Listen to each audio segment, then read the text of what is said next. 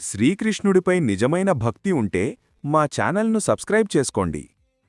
శ్రీకృష్ణుడు గోకులంలో చిన్న పిల్లవాడిలా తిరుగుతున్న శ్రీకృష్ణుడు ఒకరోజు వెన్న దొంగతనం చేశాడు.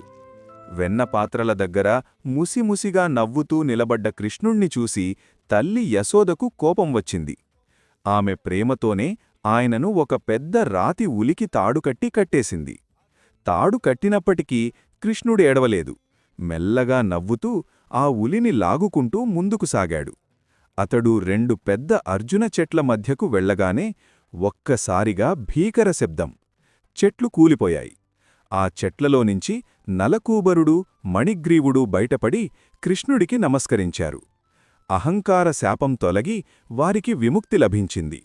అప్పుడే లోకం గ్రహించింది, ఇది సాధారణ బాలుడు కాదు, కరుణతో బంధనాల్ని తెంచే పరమాత్మ అని. ఈ